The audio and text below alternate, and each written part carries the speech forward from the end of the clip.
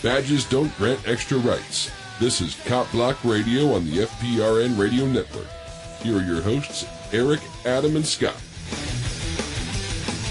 And welcome everybody to the Copblock Radio Show. Today is July 24th. You are listening on the FPRN Radio Network and hopefully syndicated across the interwebs, or you're listening to a podcast that you downloaded afterwards. That's cool too.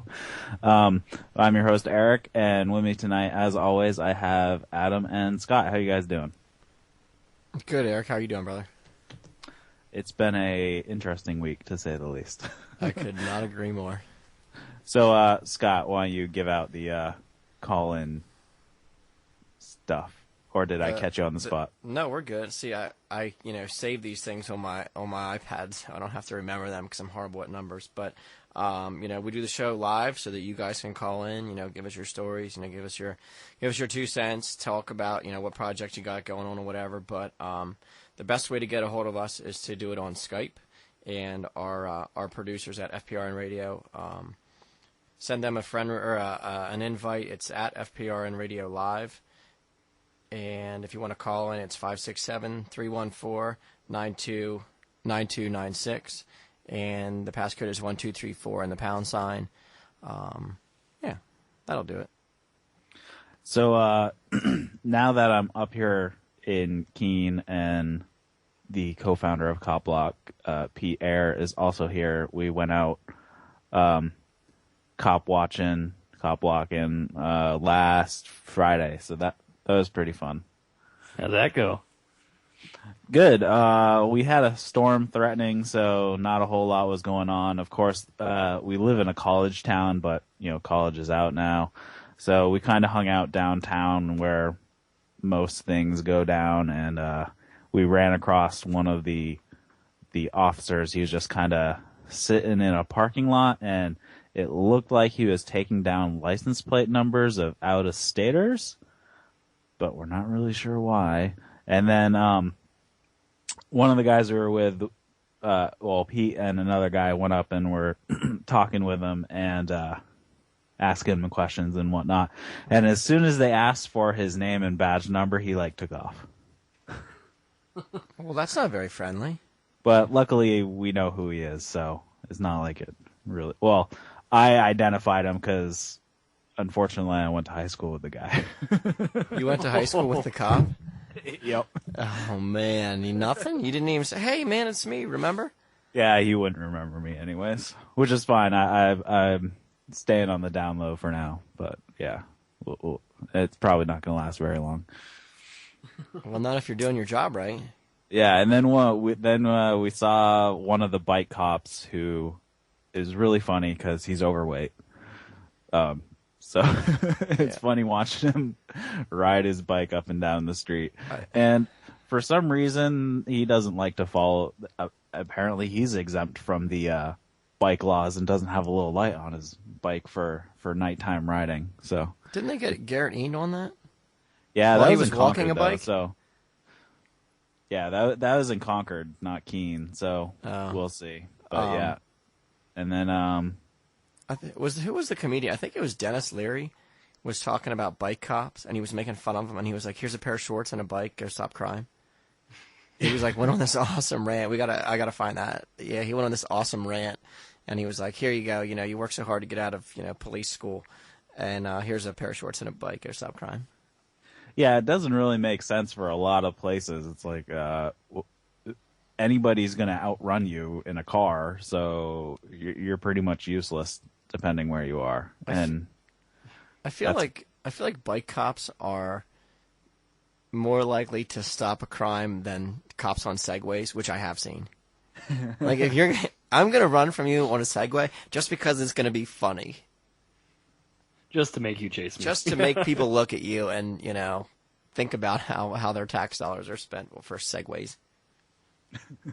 I loved when that whole thing came out, like the guy's all secret and everything, and then what does he reveal? He reveals a frickin' Segway. It's like, oh, it's gonna be revolutionary, everybody. And then it's like, really? That's it? Wow, another reason for America to be lazy. Sweet. So, and then somebody got pulled over and we hung out there and watched, and luckily they just got a warning and nothing happened. So, but we did run into a new guy. So, yeah, we've found a new police officer on the force that we didn't know about before. So now we got to work on his file. A new guy. Yep. Did you get pictures of him? Yeah, I did. Nice. See, that's the thing. Maybe you should get him before he's corrupted.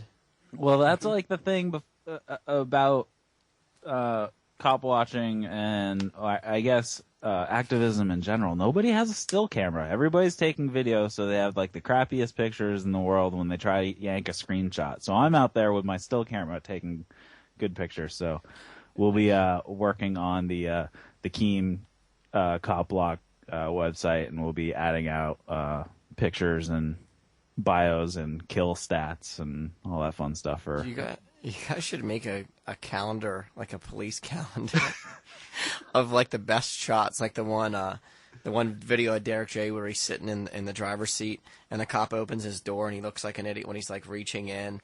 Still shots of stuff like that. That would be hilarious. That could be funny. Maybe we'll take it up with Pete and see what he thinks. Yeah, the greatest hits. Like, did you see them? There was a picture going around. It was, somebody's always talking about, cops get up early to beat the crowds, and there was this picture of this guy, and he must have been, I don't know if it was like an Occupy protest or something, and this dude is just, obviously right-handed, just clenched, getting ready to start wailing on some peaceful person, and his eyes are full of hate, and that would be great for, say, March or February. That would be my nomination. Yeah, since I was out with a bunch of guys who had video, I didn't really feel the need to be taking my own video when they would have plenty of video to coverage. So, yeah, it'd be nice if you're out in a group to start taking more still photos and whatnot at good resolution. So, because it seems that the saying's true that a picture is worth 1,000 words, and a lot of the times the picture or the screen captures from videos are more compelling than the video itself sometimes. I don't know if you guys feel the same way. You gotta get a little bit of that raw emotion in there. Mm-hmm. They get all emotional about beating people. Yeah, like the guy who's pepper spraying all the protesters who were sitting on the ground. The fat that dude. One photograph totally covers the whole thing that's going on. That photograph has been, a major part of at least 56 memes I've seen in the past month. Mm-hmm. Yeah. I've seen that picture altered so many times in so many different funny ways. Whatever happened to that guy? I mean, what's his deal? I don't know. Any word on it? We should follow up on that. Sure, we should look into that. Was that L.A. or where was that? I'm not sure. Was it Berkeley? I think it was Berkeley, but I may be totally wrong on that. You were talking about going out cop blocking with Pete. So it was like Saturday night. I was on the way home. I was walking home from the local watering hole, and I saw there was some there's red, white, and blue lights of freedom. So I walked over, and the guy he had somebody pulled over outside of the convenience store. So I walked in and I grabbed, an iced tea, and I said, "Hey, do you mind if I hang out outside for a couple minutes so I'm not technically loitering because it's private property?" So, I walked up to the guy behind the counter, and he's like, "No, that's cool." So I just stood outside, and I was pretty far away, and apparently the guy had been sitting there, according to the clerk, for at least 20 or 25 minutes. So I'm recording, and it was like getting to be like 5 or 6 minutes after I had gotten there. The cop finally walks up, gives the guy his ticket, leaves. Didn't make him get out of the car or anything. So I walked back in, and I had 2 business cards for Copblock.org in my pocket, and I just walked up, and that's when I introduced myself. I didn't want to introduce myself beforehand in case he wasn't too cool with me standing there, filming. So I talked to him a little bit, and he told me that in the town where I live, we have some typical police that are gonna stop crime and make everybody give up all their money and freedoms because it's what they're paid to do. But apparently the night before that there was an issue where someone must have gotten out of their car and they were smoking a cigarette, and there's an ashtray right beside, is it like Blue Rhino? They do the propane tanks. So there's one of those on the sidewalk right outside the store, but the ashtray is right beside it. Well, apparently the person went up and they were finishing their cigarette and they threw it in the ashtray, and this cop that had, I don't know if they were in the store or out of the store, went up and basically like grabbed this person and shoved them into the propane tanks. In my opinion, they assaulted them. And they started, berating this person and saying how they were a danger to themselves and to the community. And I was just like, man, this is what we're all about. And I that's when I talked to the guy about what CopBlock.org is.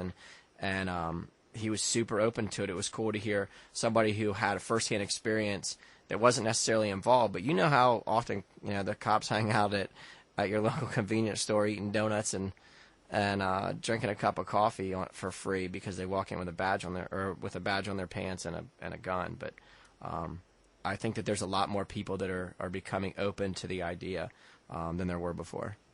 Yeah, I live right next to just like 3 doors down from a 7-Eleven, and then like maybe a quarter mile away is a trailer park. So there are a lot of cops over here all the time, and I swear every time I'm walking home from somewhere and past the 7-Eleven, there's a cop with his lights on in the parking lot or parked in the parking lot doing something. So yeah, it's those are like they attract the cops just as much as Dunkin' Donuts, apparently. Yeah.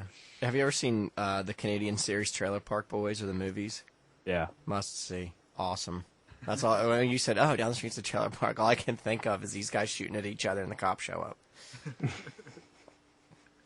Yeah, I wish I had the photo when I was younger. We were out doing, a scavenger hunt or something around the city, and one of the things to do was to get a cop's badge number. So we drove to Dunkin' Donuts, and there were 4 police cars in the friggin' parking lot. Awesome. Did you get bonus points for the additional 3, or? No, unfortunately. But yeah, that was funny that they ended up being in the Dunkin' Donuts parking lot. Like, we didn't even really mean to end up showing up there, but that's where we saw 4 cops. So yeah, I guess it rang true that night. Sweet, sweet irony. So I think both of us actually have plans this weekend. Wait, what are you doing? Lay it on me. The Manchester police, which is about an hour away from me, they announced that they were going to be having checkpoints on Friday and Saturday. Of course, they announced this like 2 weeks ago. So now there's like a huge Facebook event. So there are going to be a lot of people. And I don't know if you've ever seen the video with the green laser. I was going to ask you, are you going to have the green laser? The green laser may be making an appearance this weekend. So anybody who's in the New Hampshire area should totally get out to Manchester on Friday or Saturday night. I think there's already like 20 people who say they're going, so we'll see who shows up. You guys are going to have people completely around all the checkpoints, so there's going to be just no traffic, period. It won't even be a checkpoint. The people are going to make their own checkpoint around the cops. Excuse me, but you don't want to go that way. Yeah.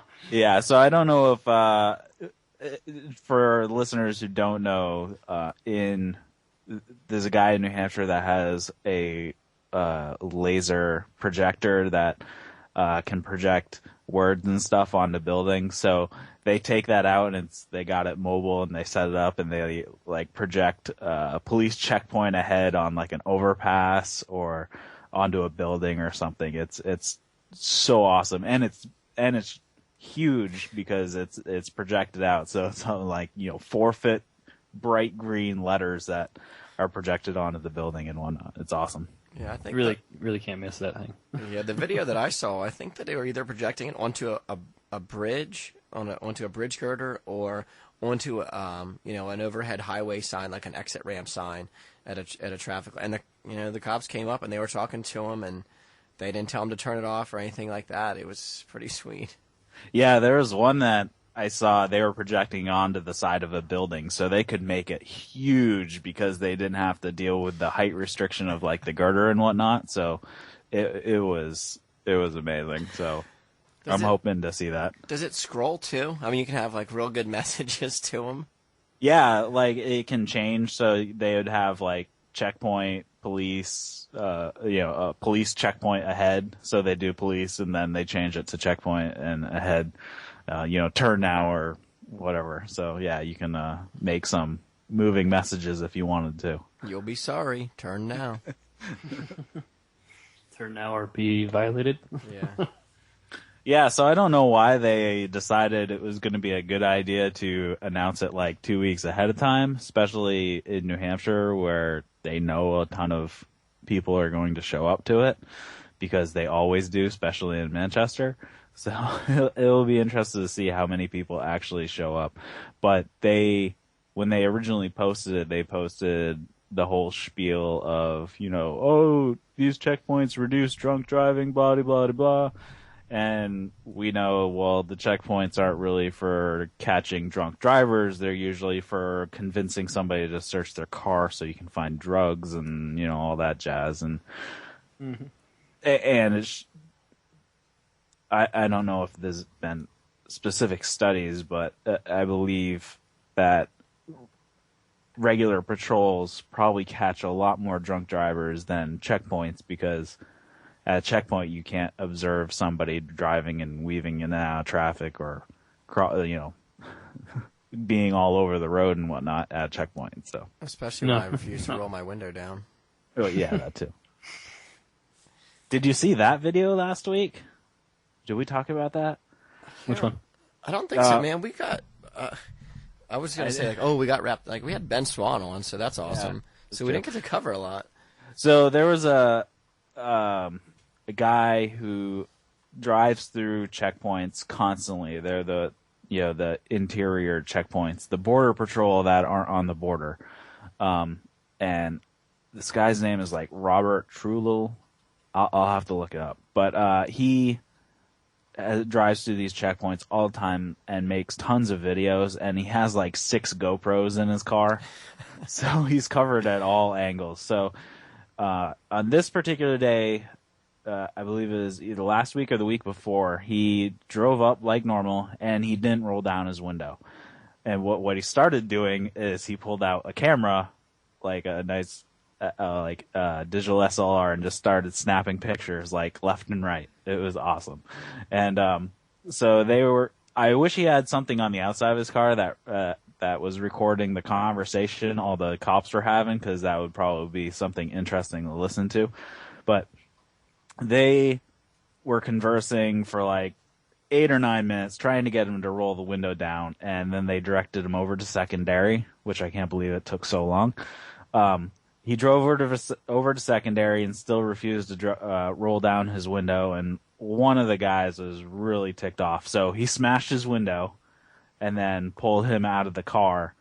And it's great because he had all the GoPros, so once they started going through his car, they opened his trunk, and you can see on the GoPro that one of the agents says it's staged because he had all this crap in the back of his car. Like he had a wetsuit and some other weird things just in the back of his car. It was really funny. Yeah, this it happened down in it looks like Murfreesboro, Tennessee. Murfreesboro. Yeah, the producers are correcting me. Thank you, Grandma.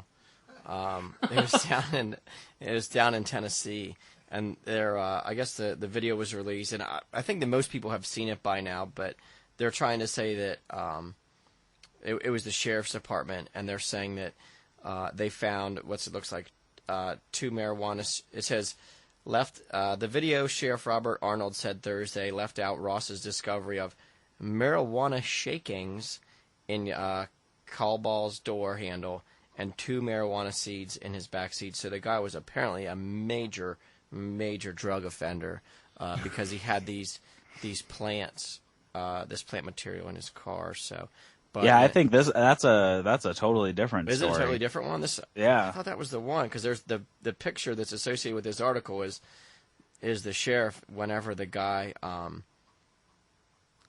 broke the window, and then they got him out of the car, and you can see the dudes go. I thought that was the one, but No, There's this so one, many videos these days that Yeah, are this one's out in the unconstitutional desert, checkpoints. so Okay. I don't think this is desert in Tennessee. If there is, it's new. Yeah, so it's great because if you go through some of his older videos, he drives through the checkpoint constantly. So he has started just messing with them. So there was one time he dressed up in like a hazmat suit with a full gas mask and everything, like you'd see on Breaking Bad. And he drove through the checkpoint like that. Is this the guy that whenever he does his videos, it does the shutter sound? Like he talks, and you can hear him like taking still photographs. Is it that guy? There's another guy who does that. I think that's a different guy as well. They're so some I people know. are so good at messing with these people. Have you Yeah. seen that one video where the guy pulls up and he's totally trying to be a Bible thumper? The guy No, that guy is a Bible He is thumper. that guy is the head of the church. He's like the pastor or something. Is he? He got a beat down.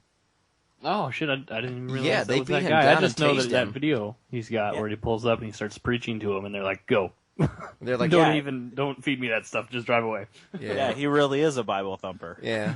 I had no idea. Yeah, the one video they asked him if he's a citizen of the United States, and he tells him that he's a citizen of Israel, and he reads the scripture or whatever it is, reads the scripture that says how that whatever your religion is or whatever you're a child of Jesus or of Israel, and the Border Patrol agent is just like mind blown, just doesn't even know what to do. Yeah, It's so a the superior guy, intellect. The guy who I was talking about, his name is Robert Trudell. You can find him on YouTube, and his videos are just so funny because he dresses up in all these funny costumes and drives through. And once he got like his nephew, and he just put like a blanket over him and put a fake wig on top of him, so he looked like a golden ghost with a huge fro. It was so funny, and he drove through the checkpoint like that, and his nephew just like stayed quiet in the back seat, and they didn't know what to do, and he just drove through. It was great. He's got 1,100 subscribers. He's got like 5,000 videos. I think he's an actor too. So That's what Yeah. you should do this next week, Eric. Go through the checkpoint a couple times and change outfits every time. well, I still have Ohio plates on my car, so I wonder if I drive through with Ohio plates if I'll be singled out a little bit. Be like, oh, this dog's not going to come back and fight it. Yeah, you should just get your $85 out and be like, hey, will you guys take this so you don't grope me? This isn't a bribe. I'm just trying to pay you. Yep. I'm trying to pay you not to touch me in my groin. Did you ever see the picture of, it's a picture of Bin Laden, and he's sitting there and he has his left hand out like he's holding a platter, like a waiter at a restaurant, and he's smiling, and underneath it says, and then the TSA grabs their balls like this. I think I've seen that picture.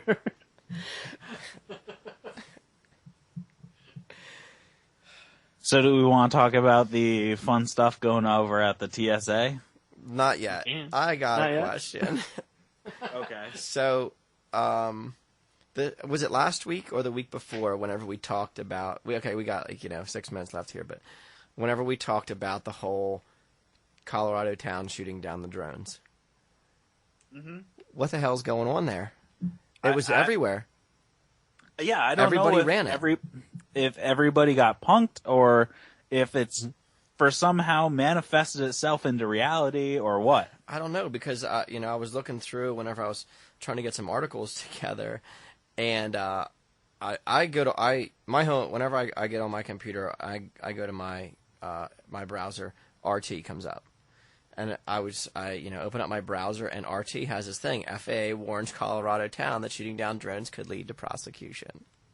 Yeah, and then it landed on CNN and all these other places, and it's really funny because it reads blew like up. the exact story that the Daily Caller wrote like 2 years ago, but then there was one on the local ABC affiliate, and they made it like they actually contacted they were there and it was real. So see, like here on RT, this is from July 19th. It says Deer Trail. What an awesome town! I should go there. A town of some 540 residents. It's like 55 miles east of Denver. They're saying that ABC News reported this stuff that they're talking about. It says the town of Deer Trail shall issue a reward of $100 to any shooter who presents a valid hunting license and the following identifiable parts of an unmanned aerial vehicle. So yeah, That's maybe awesome. this is just satire that ended up being manifested into real life 2 years later. So I'm totally confused because I can't find the original anymore because now the current ones are taking up the entire news feed. So you go back like 10 pages and you still can't find the original from like 2011 or something. Mm-hmm. So who knows? Okay, here I'm totally lost. Yeah, at the bottom of this thing, it just says Deer Trail Mayor Franks Fields. That's that guy's real name? That doesn't even sound right. Has not yet decided how he feels about the potential drone hunting legislation. So it must just be, they're talking about it. His quote is, "I haven't made my decision yet. It's all novelty. Do a little drone fest, get some people to come out, have fun." Fields tells 7 News. Now the town board is scheduled to consider the ordinance on August 6th. Yeah, I'm totally confused about the legitimacy of this whole story. But So if you're looking for a new guided hunt, you can go to Deer Trail, Colorado, and shoot yourself a drone. yeah, How would you get that mounted? I don't know. Stuff it or what? Do you think they would confiscate that like Zimmerman's gun, or would you be good? Too soon? The FAA is going to come in. Whatever. Yeah. Yeah, they'll claim it's not a real drone, like when Iran said they shot down one of our drones or whatever. Nothing to see here. Yeah, nothing to see here. Pay no attention to the man behind the curtain. Or the man behind the camera, I guess, in this case.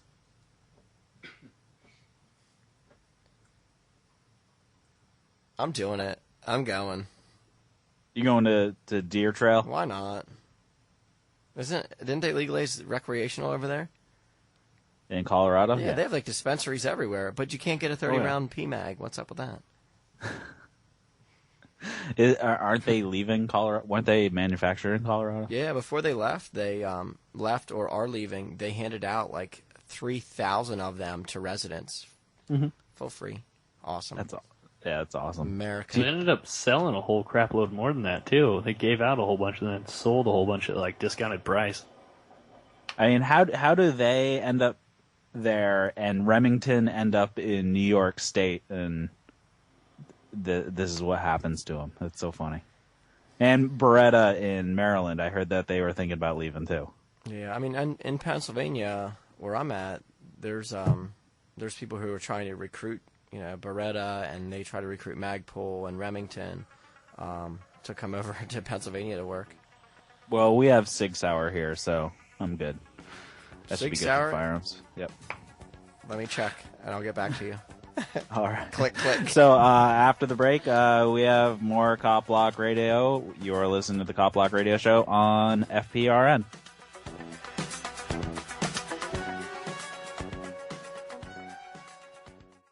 In 1997, a high school shooting was stopped by a vice principal with a gun.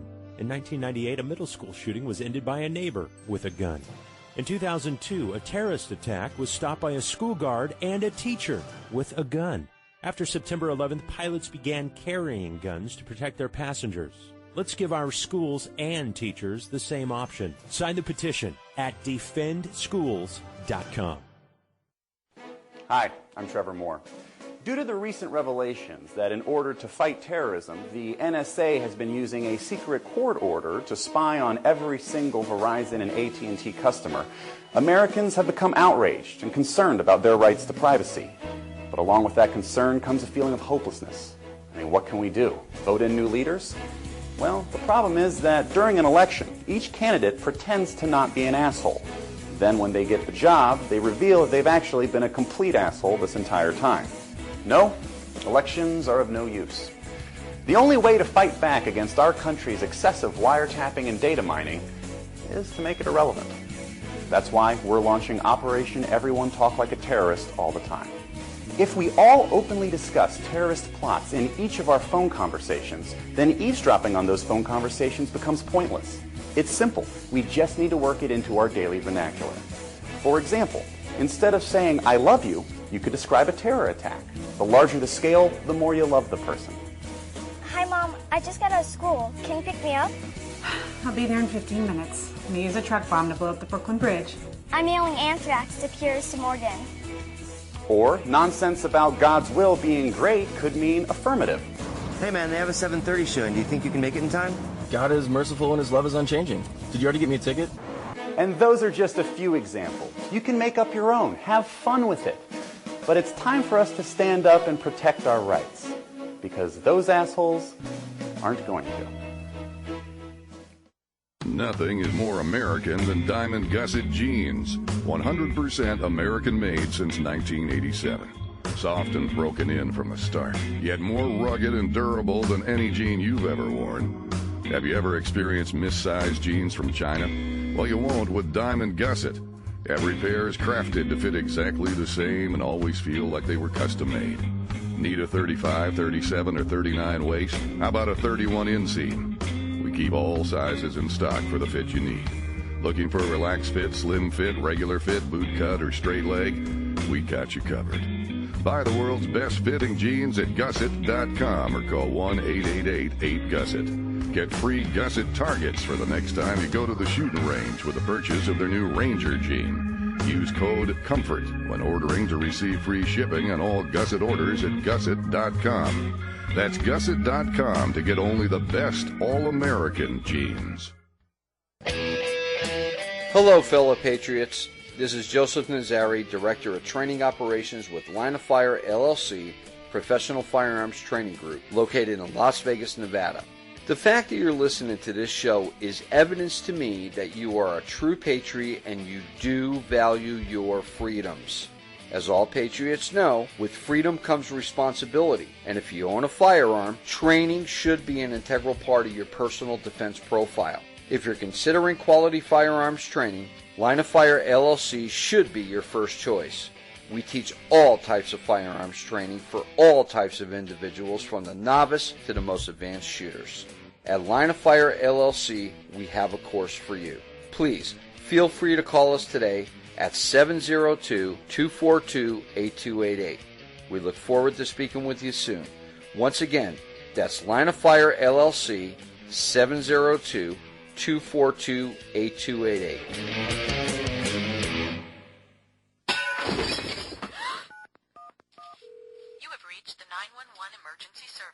All operators are busy. Oh God, please help me. He's got a knife. You have reached the 911 emergency service. All operators are busy. Please stay on the line for the next available emergency operator. You have reached the 911 emergency service. All operators are busy. Please stay on. 911 operator, what's your emergency, please? Hello? Hello? Hello? Last year in the United States, thousands and thousands of 911 calls went unanswered. And if you call from a cell phone, there's no way to pinpoint where you are. Yet politicians like Dianne Feinstein call for more gun control. We have one question. Why do these politicians have armed bodyguards? Can't they just call 911? Thanks for listening to FPRN. Don't forget to check us out on Facebook and Twitter. You can listen live at www.fprnradio.com.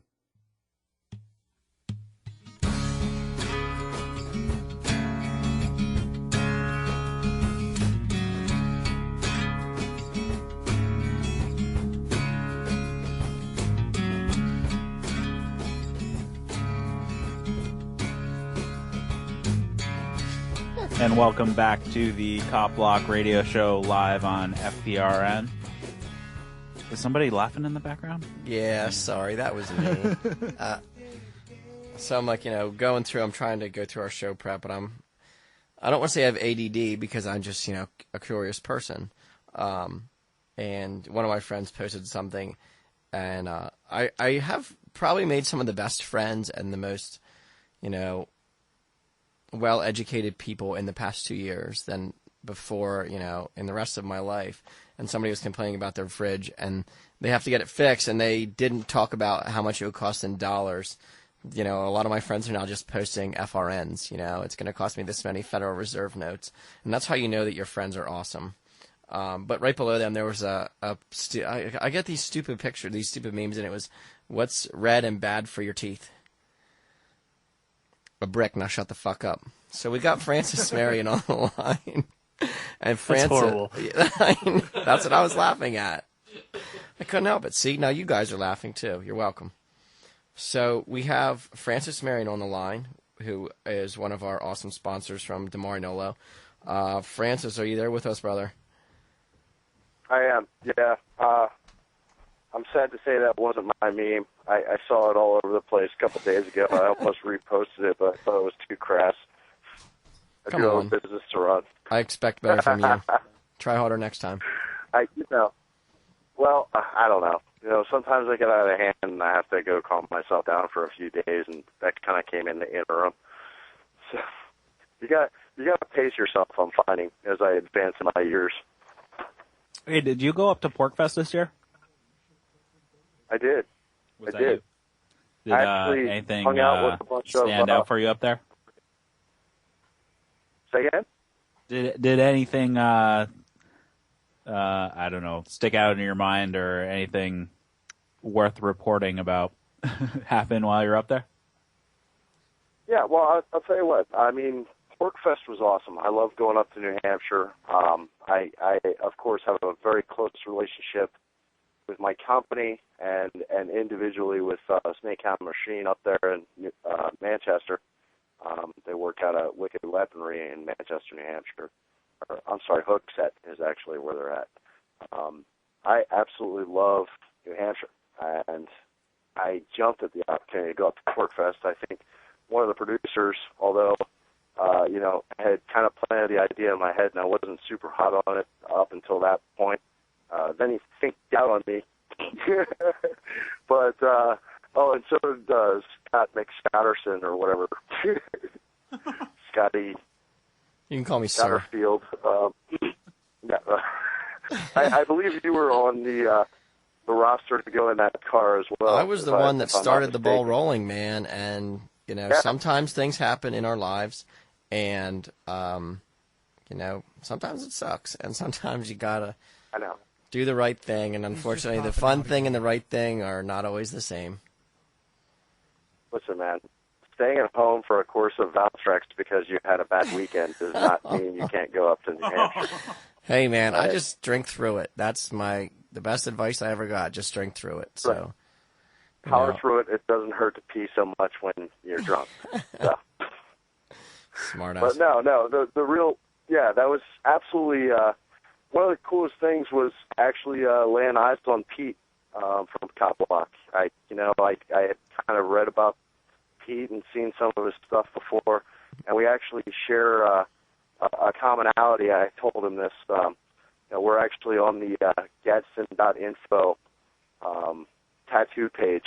Like I'm right on top of his Gadsden flag tattoo with my Gadsden flag tattoo. So we had that commonality, and that was kind of cool. But that was kind of where I first started hearing about. That's where I first started hearing about anarcho-capitalism, and kind of taking a look at what that means. And I was like, wow, that's kind of a weird term. So, meeting the Copblock guys was really cool. Just hanging out with Snakehound Machine and Wicked Weaponry up there and doing some shooting with a lot of people. Actually, the biggest thing that stands out is I instructed Peter Schiff how to clear a double feed from his AR. That was the first time he shot it, apparently, up there. So I showed him how to clear it, and I said, man, this guy looks familiar. And when we got done, I pretty much asked somebody straight up. I said, hey, was I just talking to Peter Schiff? And they said, yeah. And, the guy was way down to earth, not like, hey, serve me or anything like that. So that was really cool. I'd say of anything, that's one of the things that stands out, and the rest was kind of blurred out by smutty nose. Good choice. Well done. But yeah, PorkFest was a blast. We're definitely going up next year. I'm actually taking my whole company up, and I mean, you guys, I mean, Scotty, you know what? Sir, I'm sorry. You know what my company name means. Damari Nolo means we will not be subjugated, and that's actually taken from the flag of the 1st Pennsylvania Militia Regiment that fought in the Revolutionary War. I can trace my ancestry back to it, so it's pretty important to me. And I see a lot of that mentality and that spirit living in the Live Free or Die state. And that's why I really love going up there. I'm going up there again real soon. I can't tell you when. I actually did my first business silver transaction at PorkFest as well. Well, what'd you buy? We're waiting. Did you buy a Bitcoin? No. Somebody bought some product that we had for sale. Oh, nice. At PorkFest. Yeah, in silver, and we took that in trade. Actually, my partner was like, "Well, how are we going to deposit that?" I said, "We're not." This is PorkFest. I mean, it was kind of counterintuitive. My partner, when I got home, looks at me and he's like, "Well, what's this?" And I said, "That's like $42." And he's looking at me like, "No, that's a bunch of quarters." And I'm like, no, it's like $42. He's like, "Well, what do you mean?" I said, "That's real money, bud." So I actually, took that opportunity, I guess, to educate my partner as well on the difference between real and fiat currency. So, yeah, like I said, I mean, it was a great experience. We're going up there again next year. A bunch of other companies are going to be there. Actually, we're going to hopefully be responsible for bringing more firearms and more self-reliance and personal responsibility to PorkFest next year. So, whenever we were on break, there was this little tease that I was getting. And I'm not gonna call you out, but I'm gonna call you out, and I want to hear the rest of this freaking story because you know that our audience is gonna eat it up, dude. Okay. You don't have to give specifics, you don't have to give details, but I'm gonna vouch for you. I'll be relatively vague. As you know, I am the CEO of a defense consulting firm, but I got there. It's a very small company. I say firm because I don't have any other word. We're a very small company. There's only 3 guys involved directly. And, we have a growing family of people that, our customers have their input and everything. But the reason I got here was, because I served in the Marine Corps for a number of years, actually 8. And came home and didn't have anything really to do. And, 9/11 happened, and I got the whole patriotism like everybody else. And I was fooled. I was tricked.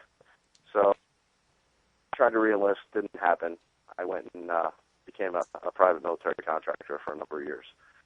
And when I came home was solely and strictly because my wife decided that it was time for me to be done. We have 4 children, and she didn't want me going into harm's way anymore.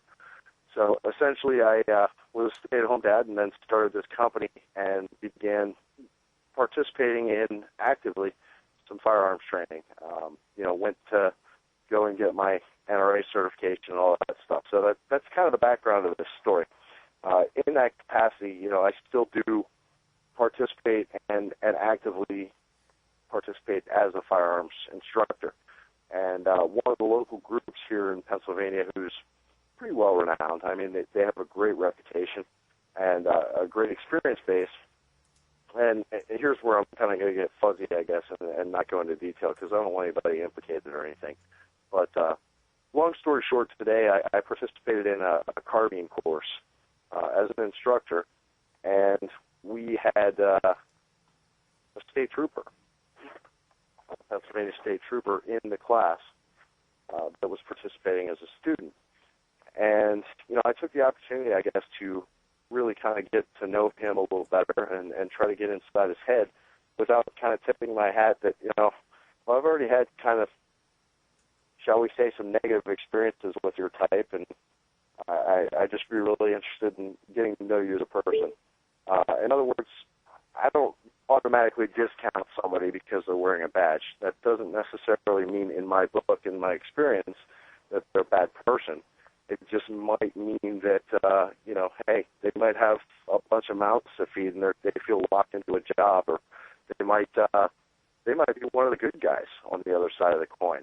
They might be one of the guys that isn't going to just silently watch the partner beat somebody up or something like that. So I try to give everybody, and this is everybody in life, I try to give them the benefit of the doubt. So I'm talking to this guy, and again, he's a state trooper, and we start talking a little further in depth around lunchtime, and it turns out he's a firearms instructor for the state police. And, now it gets more interesting to me. I'm like, well, hey, an instructor is coming to our course. And it wasn't my course, really. I mean, I was serving as an adjunct instructor, if that makes sense, I guess. I was a secondary, wasn't a primary instructor. But, hey, you develop a rapport with these people that you're shooting with all day. And as I'm speaking to the gentleman, he kind of let on to me that, I'm like, basically, okay, you're a firearms instructor. What are you doing here? Why are you here? And I kind of had a feeling I'd know the answer. Most professional instructors are going to go continue their education with other schools and other courses of education. So, that's kind of the answer I was expecting. And he kind of looks at me sort of cockeyed, and he said, what, you don't know? He said, we don't get ammo to practice anymore.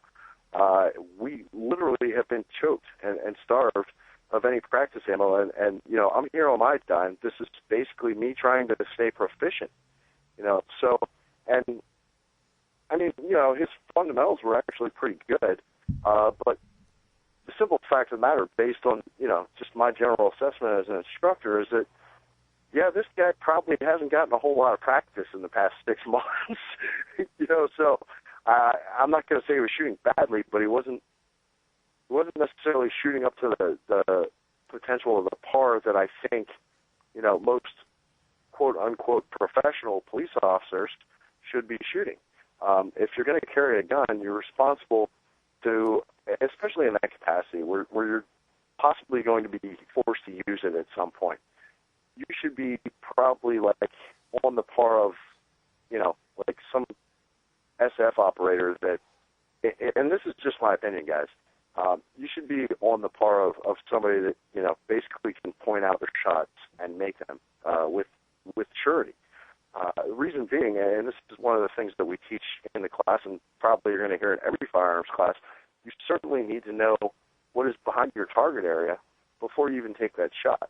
And this is one of the things that I always say when I'm instructing is, that you have to assume that there's a lawyer attached to every round that you send out. So if you were to get into a personal defense situation, and this is for citizens, you need to be able to call those shots, and you need to be able to recall them, okay? In other words, you need to be able to journal that and write it down and be prepared to testify where you put those shots and what you knew to be behind every single one of those rounds. So it kind of, I guess, now that I actually verbalize this and I'm telling the rest of the story, kind of disturbed me a little bit. If these are the people that we're supposedly trusting with our security and our safety, shouldn't they be a heck of a lot better trained? Or we're going to start seeing stuff like what happened in the subway in New York, or I'm sorry, what was it, Grand Central Station? Where Empire State Building. Yeah, on the street. Empire State Building. Yeah, I mean, that was crazy. And now I'm starting to see the other side of the coin as the trainer, why that sort of thing is happening is that, and I'm not saying sympathize with these guys. I'm saying that perhaps is a logical explanation for why we've seen incidents like that and why we see such terrible shooting. So, I mean, if we're going to allow this in our society, I think it would be prudent in society to provide for adequate and proper training for these people and make them the absolute best so that if there's a situation where they actually need to draw their gun They need to be accountable for it. And second of all, obviously they need to be held accountable. I mean, there's no more, I just shot somebody that was not involved in the situation, and I'm just putting them in administrative leave, and, we'll just wait until paid vacation. Everybody forgets about it. Administrative exactly. leave. And we'll just wait until everybody forgets about it and investigate it internally versus, some sort of third-party accountability, and that sort of thing. So if you're going to, in other words, if you're going to insist that we have police and not just count on every citizen to be responsible for themselves, because obviously, guys, I got to tell you, I still have some friends that are police officers. They're still on the job, and I still consider them my friends because they're genuine people, and they're just like you and me. Yeah, one now, thing with that. They may go out there. I don't know exactly what they do when my eyes aren't on these guys, okay? So I can't tell you for a fact that they're, 100%, stand-up guys, okay? I couldn't tell you that. I know that I can tell you that I think and I feel that their morality is in the right place and that they feel that they're doing the right thing.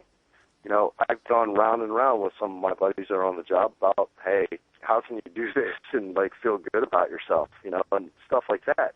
But the simple fact of the matter is that most of these guys are people. Now, wait, the there's cops out there that are people? Are they dogs? Yeah, no. Sorry, they're dude. not dogs. Yeah, there are. But there are. You're absolutely right. There's some guys that are just out there that they're completely soulless people, and you can tell them when you see them in the eye. You look them in the eye, and they're gone. They're done. called the no fucks given guys. Happened, well, yeah, I mean, maybe the whack might have been put on their head in a rock or something. I've seen that. I mean, it's just there's a lot of stuff out there that you have to take into account, and there's a lot of different personalities out there. My biggest problem is that these guys aren't being trained. Yeah, one thing they're not able to maintain their proficiency. I think that there's a fine line though between being proficient with a firearm and some of the training that they're receiving. There's a lot. They're becoming more and more militarized, and they're not actually doing their job of bringing someone to justice. That they're being a lot more forthcoming with force, and they're not apprehending suspects. That it's okay for them to use violence instead of, apprehending a suspect and bringing them to a trial, which is what they're supposed to be doing. Not, this crazy, everything's a SWAT team, everything is straight AR-15s, there's no more conversations, it's tasers and see ya, good night. Yeah, there's no de-escalation training. Right. It seems to be completely out the window these days. It's like shooting the frickin' dogs, man. That's not cool. Well, this is the thing. Friggin' wuss. There's no diplomacy out there anymore. Okay, and this, you guys, this is a delicate occupation. Okay, this is somebody that's thrust into your life when you're obviously in some sort of crisis. Okay, and regardless of what's going on, I got to tell you, statistically, the most dangerous situation to go into is like some sort of domestic dispute. Okay, I don't think any of us can dispute that. For a police officer, that is. Okay, now if a police officer goes into a domestic dispute, you got to think about what's going on here in this guy's head. He's pulling up to a situation that he has minimal information on. He doesn't know either of these people he's dealing with, or maybe multiple people he's dealing with, and he's walking into a situation where people are already fighting. Okay, you inject something like a pissed off dog into that.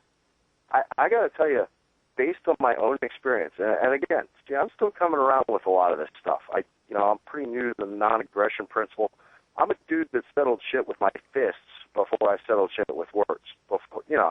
I'm starting to grow up a little bit, but we like I'm one of those guys.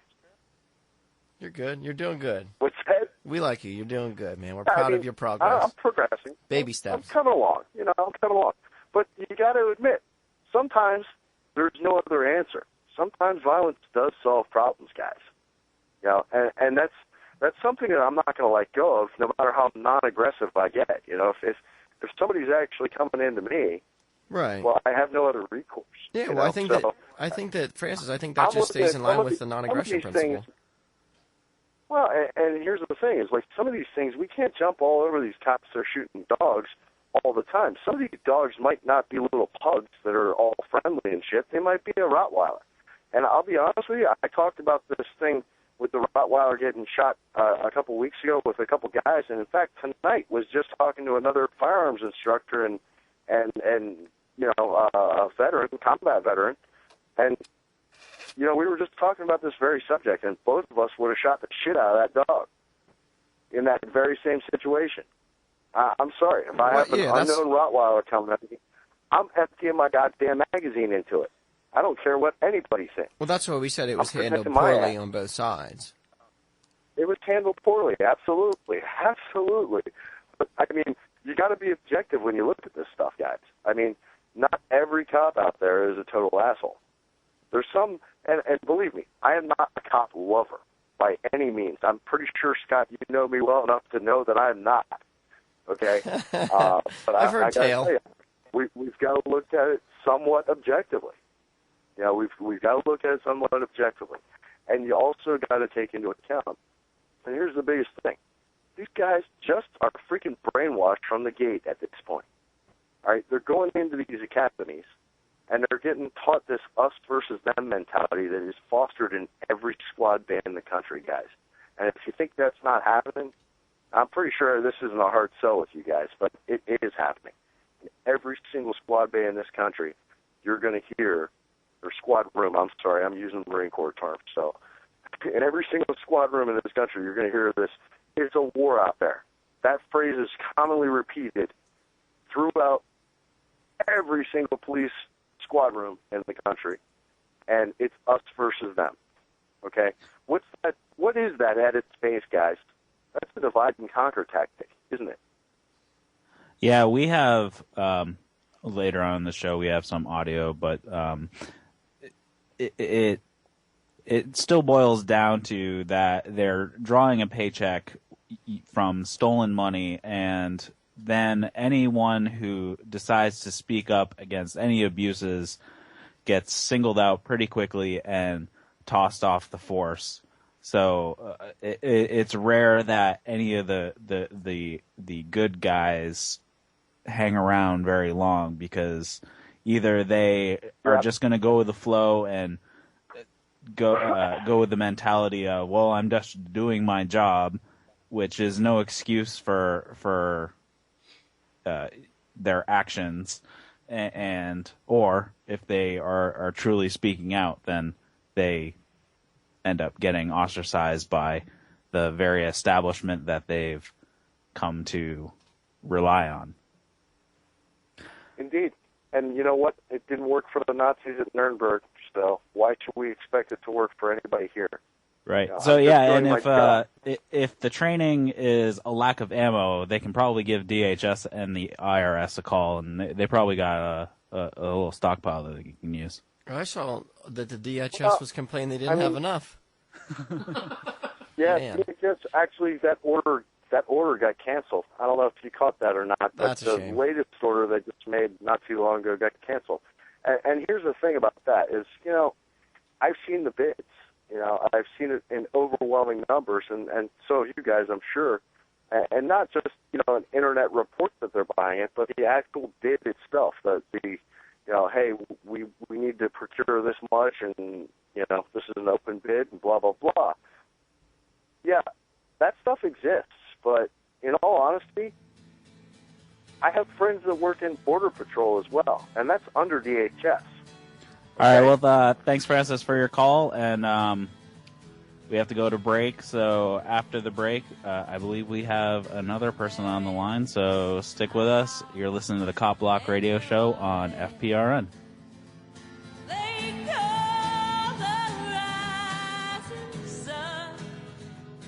Did we get that guy again? Mr. President, members of Congress, you've been making a lot of noise about taking our guns away. But you might want to review history. 1835, Gonzales, Texas Territory. The authorities wanted to confiscate the big gun that protected that colony. You know what the people said? Come and take it. Because they were willing to fight for their freedom and their guns.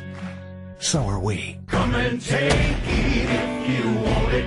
Come and take it if you think you can. Come and take it, but I warn you, you'll have to pry it from my cold dead hands.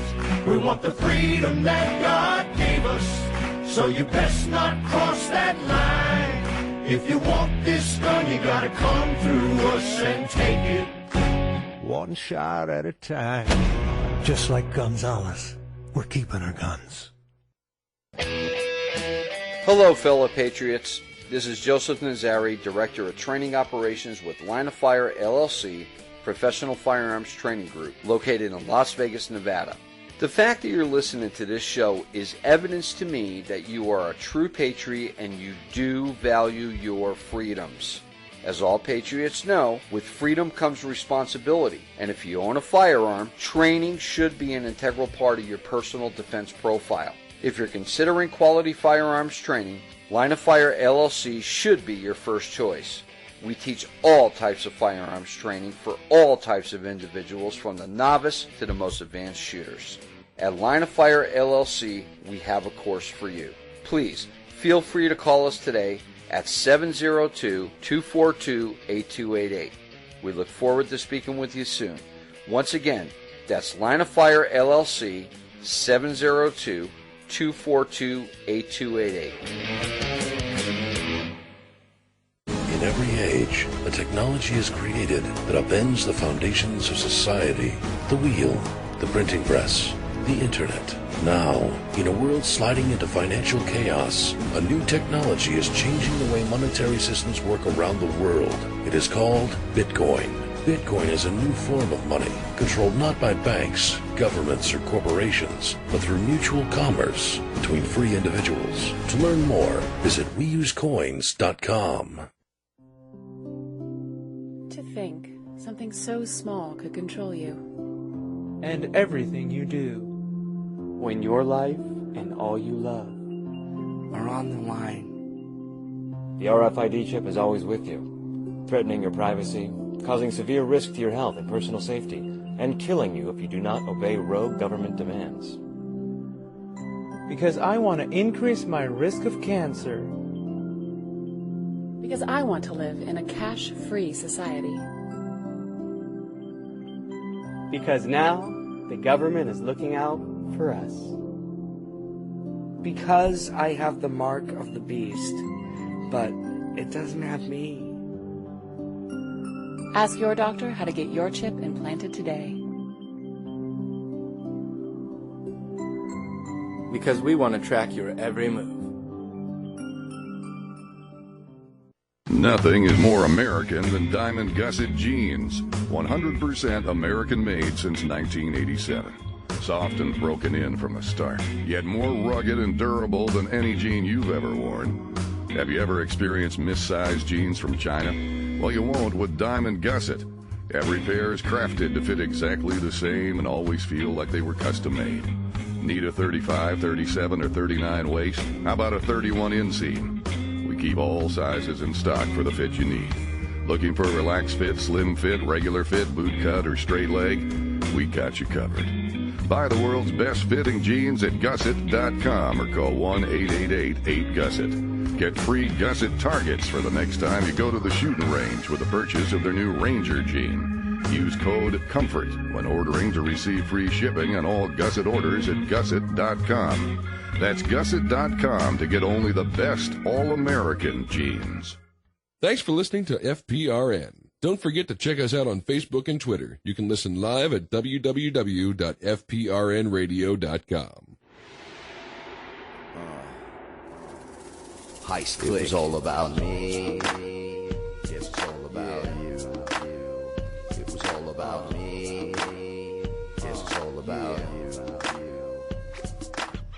And welcome back to the Copblock Radio Show on FPRN and syndicated across the internets or interwebs. I don't know what people are calling it these days. Make up your mind. I know, right? Either way is fine for me. Yeah, and after the show, we always have the podcast put up on FPRNradio.com as well as Copblock.org, so you can download it and listen to it again, or you can download that if you missed an episode. You can go back and I think we have every one of our shows up somewhere, and you should be able to get to those. So they're on the YouTube channel too. Yeah, when we first started the show, we did some YouTube episodes, so we'll be able to see those there too. And I'd like to give a thank you to Diamond Gusset for coming on board with FPRN and helping sponsor the shows. I know Adam was happy when they had the in-between sizes. I was. So you can check them out over at gusset.com. They also have some Kevlar-lined pants if you just really need some hardcore pants that are really durable. So you should go check them out. That's at gusset.com. So I believe we have on the line right now Joe from Line of Fire Radio. Good evening, guys. Can you hear me? Yep. How we doing, Joe? Great show, man. Great show. Joe, you are so we listen to your show so that we can figure out how to actually run a damn show. You are you're so organized. You've every time whenever you come in, you get the BS out of the way first. You get your housekeeping done, then you introduce your co-host, and you run a great show. And we aspire to be as is Joe Nazari. Well, you know what? I really appreciate that, and that's not the reason why I called. For accolades. Did you call about that picture you posted today? A couple of reasons why I called. Actually, several. Number one is I just wanted to say that you guys are doing an absolutely great job. And every single chance that I get on Wednesday evenings, I try to listen to you guys if I can. Also, kind of getting away from, the whole Copblock, radio and catching police officers doing, bad things to good people, or sometimes good things. We try to catch people. Good things. The Las Vegas Metropolitan Police Department lost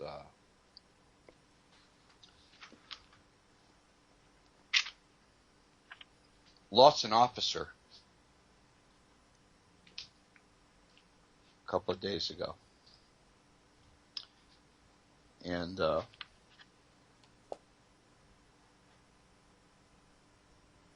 sorry, guys. No, I know that Joe. For those of you who don't know, Joe is based out of Las Vegas. He runs Line of Fire LLC, and he is a professional firearms trainer. And Joe works with, he has such a great relationship with everybody in the area who is interested in firearms. And I know that Joe works a lot of training sessions with law enforcement officers, and he does everything that he can to make sure these guys have the training that they need, to defend their families and to defend their lives. And Joe's I don't train, LVMPD officers, but this officer that was killed, search and rescue, David Van Buskirk. Was that his name? Yes, cool. David Van Buskirk. And he, there's only a group of 7 of those guys that are search and rescue. So if you come out to Vegas and you go to Red Rock, Mount Charleston, Lake Mead, whatever, you get stuck on a friggin' ledge. I'm saying that these 7 people are going to be out there, with the Huey. They're going to be out there, picking you off the ledge and whatever. But anyway, several days ago there was a hiker, and I guess he felt that, he can go higher, than his limits, and he couldn't get back down. It was getting dark, and he was in the Mount Charleston area in Mary Canyon, and it's very close to us. It's like 40 miles out of town, but it's not very far. And he was stuck on the ledge, and He called 911. They pinged his cell phone. They found out where he was, GPS-wise. They sent the UE out with the crew and David Van Buskirk, and they lowered the hoist down. And David, and the reason why I call him David and not just officer is because I knew this officer before he went into the academy back in the late 90s. So I knew who this man was, and we lost contact for a long time. And all these years, you know, you get busy, you know, you start a family, you got your law enforcement career, whatever. But anyway, very tragic how it happened. I know things do happen, but anyway, he, you know, hooks up to the victim, so to speak, the hiker, and he gives a signal for them to bring the hoist up. As they're bringing the hoist up and the helo's getting off, you know, away from the cliffs, they're like 1,000 feet in the air, bro. And the victim is there. He's hoisted in, and Officer Van Buskirk fell to his death. Yeah, man, it's never okay, you know, whenever you just get down to the fact that we're talking about people. And, you know, at my job, I talk a lot about people and making things personal. And it's never, no matter who it is, it's never okay when somebody dies, you know, before it's their time. And here was someone who, you know, I didn't personally know him. You know, he was a friend of Joe's, and Joe's gonna vouch for him. But here's somebody who was risking their own life to do a rescue for some guy who made a decision.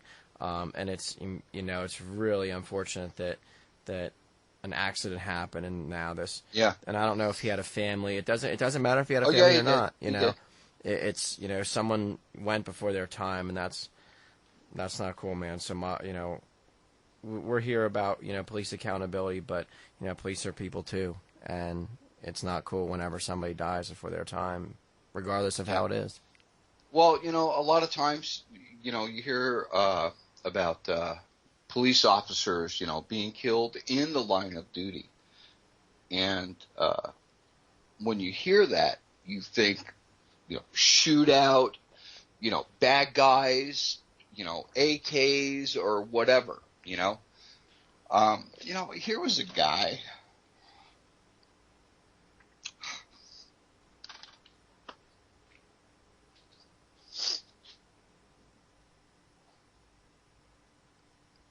Just doing his job.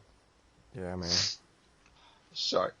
No, you're good, brother. You know, one thing about FPRN is, I mean, here you have Joe, who's in Vegas, and Eric's up in New Hampshire. I'm in Pennsylvania. Adam's out west. Mark's down in Texas, getting ready to move. You know, one thing about this network, which is so cool, is, you know, we're family. I mean, I can tell you, I've never, ever met Joe face to face, but I have spent hours talking to him between shows and on shows, and, you know, it's a pretty cool opportunity to make friends and meet people this way. And, you know, whenever we talk to each other, even off the air, it's, hey, brother, how are you doing? So, you know, we appreciate you coming on, and, you know, you have such an excellent point, Joe, about, you know, he was just doing his job, and, you know, here's a guy who was trying to do the right thing.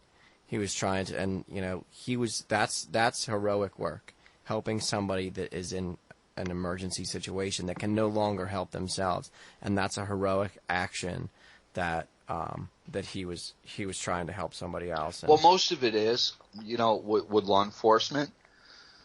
You know, how many times you hear about, you know, an officer rolling up on an accident, and you know, and he's trying to bring the victims out of the vehicle. And next thing you know, a car or a truck comes and kills the officer, you know, and whatever. But this was just, damn, man, how I'm trying to wrap my head around this experienced search and rescue officer. How did he slip out? How did he not have his carabiner? You know what I'm saying? I wasn't there. Just something he's done 1,000 times, you know, that they're trained to do. Yeah, that's his gig, man. That's what he does. And in the heat of the moment, and I don't know what the circumstances were. All I could find out was that he fell at a distance that was they called it unsurvivable. I think that it was the terms that they used. Yeah. It was like I don't know how high up it was. I want to think it's probably 1,000 feet. Right. Yeah. And when the helo plucked that guy off, the victim or the hiker, Mm-hmm. It's like they were pulling away, they were going up on the hoist, and bam, Dave just slid out and fell to his death. Wow. Sad day in Vegas. Tragic, dude. Unreal. Actually, Nevada. Yeah. Yeah, I'm a rock climber, so all these things kind of hit close to me because we're constantly dealing with these type of issues. A lot of people on the forum and whatnot, there's just thread after thread of accidents and what happens, and there's a lot of analysis that happens after the fact, and it serves as a reminder of even in some of these situations to check and make sure what you're doing, even if you've done it 1,000 times like this guy has. You can still miss one little thing, and it can be a huge problem. So sure, I hear these all the time, and it really sucks when stuff like this happens. Well, I just wanted to bring a moment of good to Copblock Radio. Yeah, man. So. Yeah, we appreciate people for just being people, not that's we feel everybody's on the same playing field, and like I said, whenever somebody dies before it's their time, no matter who they are, it's not cool, man. That's not how it should be. Not all cops are bad guys. No. Not all cops are bad. Nope. Not at all. You got the idiots out there, and then you got the guys that really care.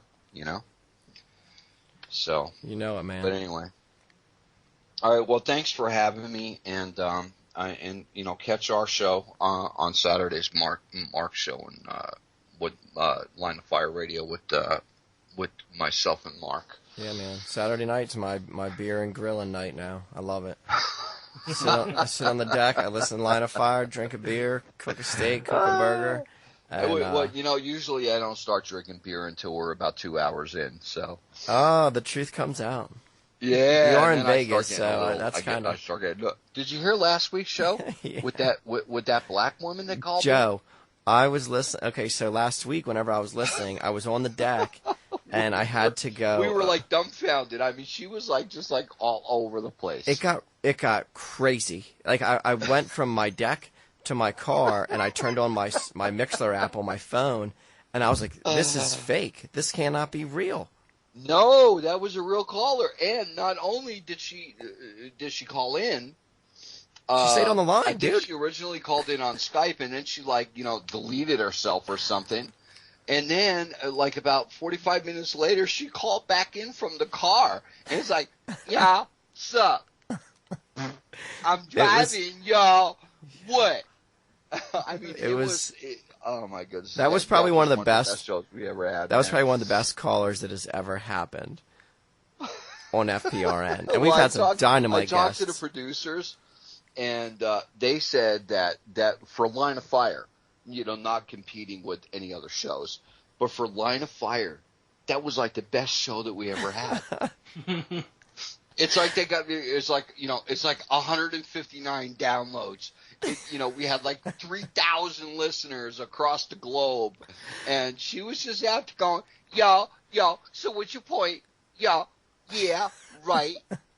Oh man, you got to go back. You pushed a button. You somehow, I don't know how she got into the, somebody posted a link somewhere, to the show, and she got on, but it was like, man, just unreal. And I'm going to quote, if you go back and listen to the archives, Keisha said, she said, because I think I asked her, I said, how did you find out about me? How did you find out about us? And she said, man, I was like out there and some like stupid boy posted some shit on his page, and I looked at it, and next thing you know, I listened to you for la, la, la, la, la, and I'm like, oh my goodness. We need to give out the number more often, and that's how you get these dynamite callers. I do it at the top of the hour, the bottom of the hour.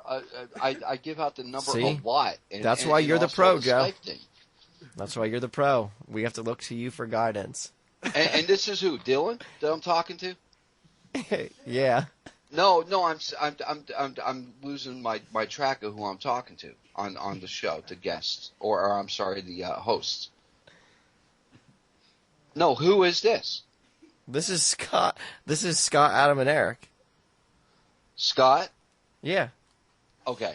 Well, anyway, I want to talk to you about something off the air, and I'll give you a little hint. We're going to have the After the Shot Show shoot, which is going to be in January. It's going to be the Saturday, and we're gonna have our second annual shoot. And Snakehound and Damari Nolo and Francis Marion and Mark and blah blah blah. We're all going to be there, and we want to do a remote, but we need somebody to be like an anchor for us. Yeah, so I was thinking about maybe you could do it. You can anchor the show for us. The 4-man relay. Huh? The 4-man relay. Yeah, the anchor leg. Do it, the 4x100. We can do it on cell phones. We can try to do it, on laptops and with some type of connection or whatever. But it'll be kind of like a live type of deal as it's happening. But we're gonna need an anchor, and if we're all out there, it's like everybody's gone fishing, If we're all out there, living the dream. We're not going to have anybody to anchor it. So I was thinking about talking to you about that, bro. Right now. All right. Well, now Scott's going to have to give out the number again because we need more quality callers. So thanks a lot, Joe, for calling in the show. Hey, guys, thanks for having me. I'm sorry I got a little choked up, but it's all good. It's all in the family, dude. All right. Have a good night and God bless.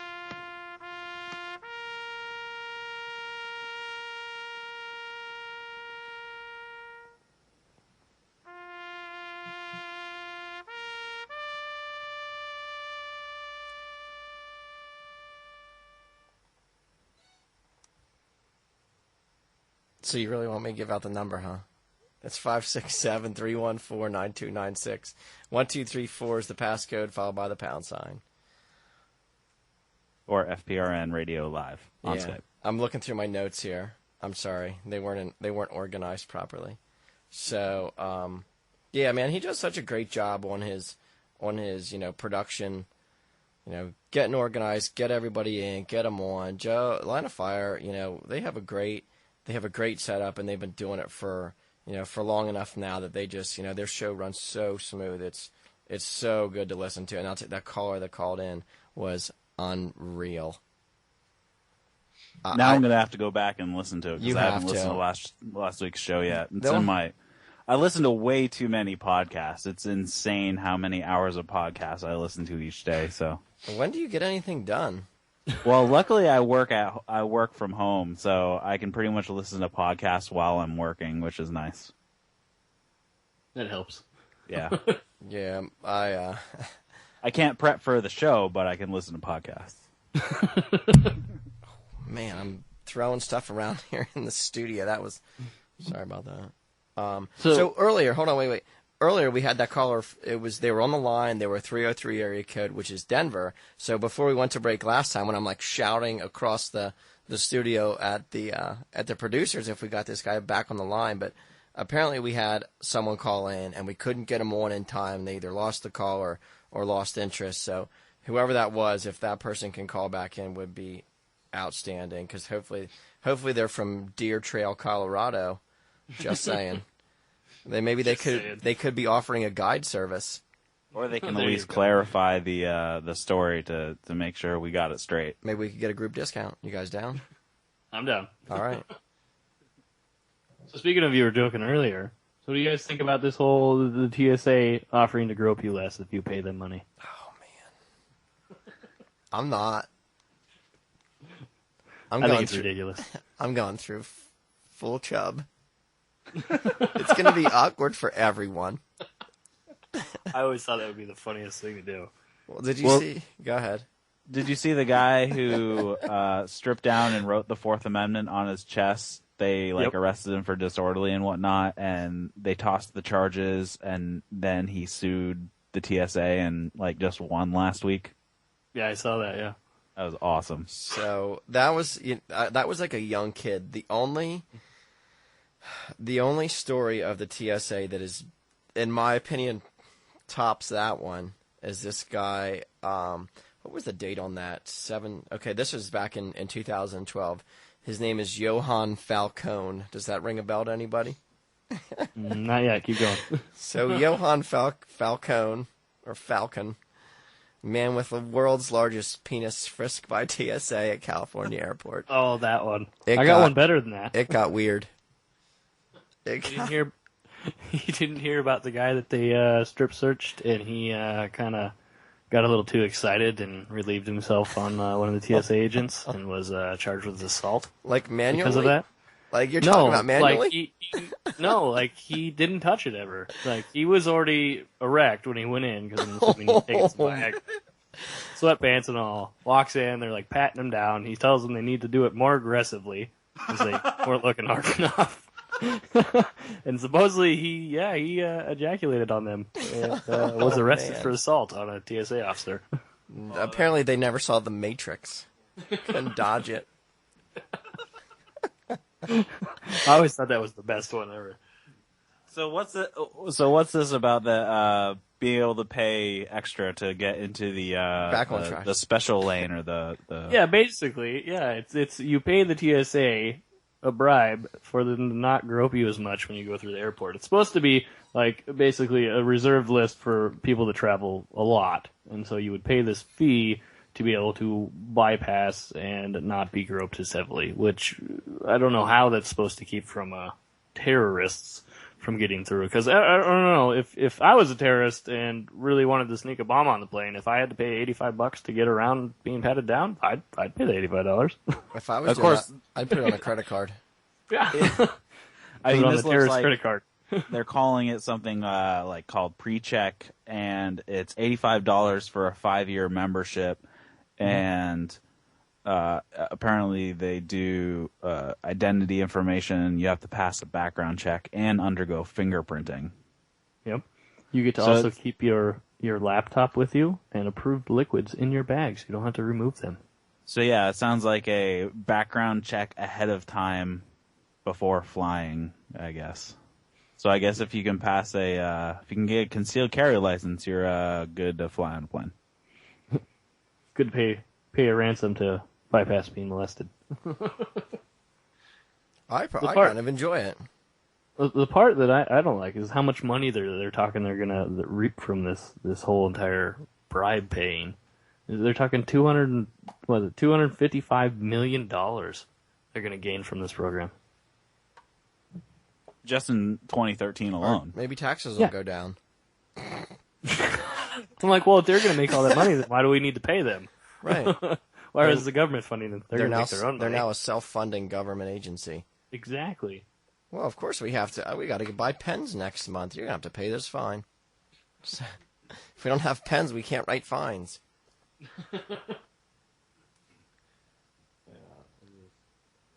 But speaking of the TSA, did you see that other article about them searching parked cars? Yes. Valet parked? Yeah. Oh, okay. Yeah, we'll talk about a few more TSA overreaches when we return. You'll listen to the Copblock Radio Show on the FPRN Radio Network.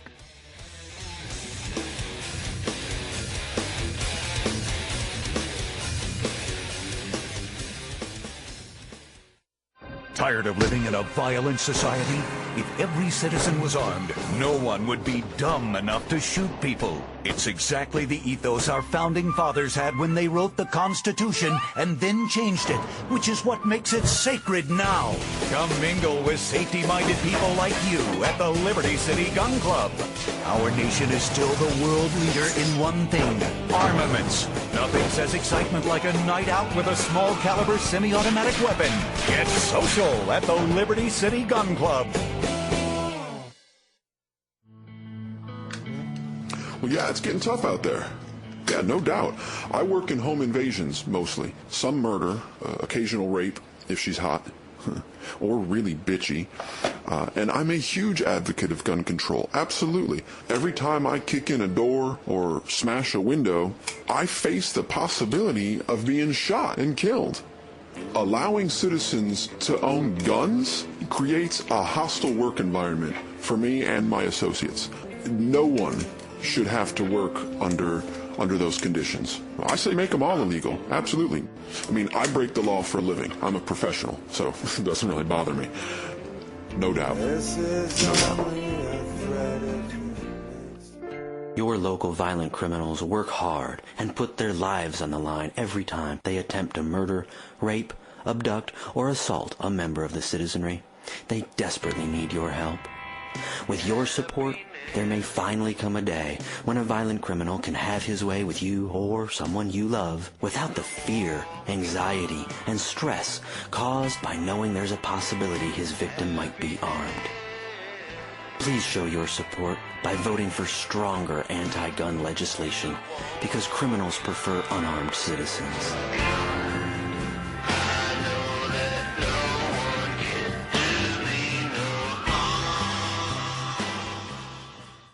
Nothing is more American than Diamond Gusset jeans. 100% American made since 1987.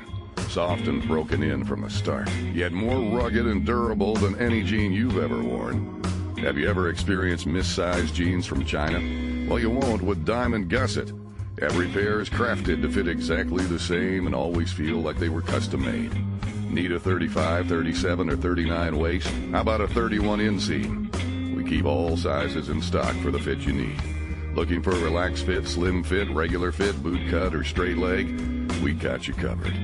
Buy the world's best fitting jeans at gusset.com or call 1-888-8GUSSET. Get free Gusset targets for the next time you go to the shooting range with the purchase of their new Ranger jean. Use code COMFORT when ordering to receive free shipping on all Gusset orders at gusset.com.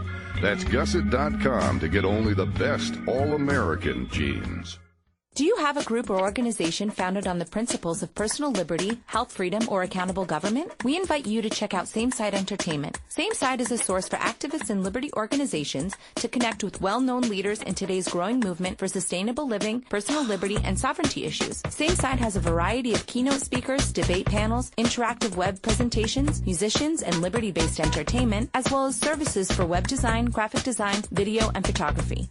Same Side can help customize your event by connecting you to the best of the liberty and political world while staying within your budget. Get connected with leaders in the liberty movement like Tom Woods, Kevin Gutzman, Jack Hunter, Robert Scott Bell, Bob Murphy, Michael Scheuer, John Bush, Jordan Page, Tatiana Moroz, and many more.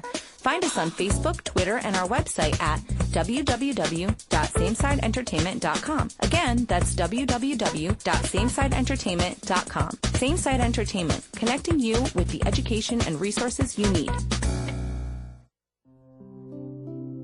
To think something so small could control you. And everything you do. When your life and all you love are on the line. The RFID chip is always with you, threatening your privacy, causing severe risk to your health and personal safety, and killing you if you do not obey rogue government demands. Because I want to increase my risk of cancer. Because I want to live in a cash-free society. Because now the government is looking out for us. Because I have the mark of the beast, but it doesn't have me. Ask your doctor how to get your chip implanted today. Because we want to track your every move. Thanks for listening to FPRN. Don't forget to check us out on Facebook and Twitter. You can listen live at www.fprnradio.com.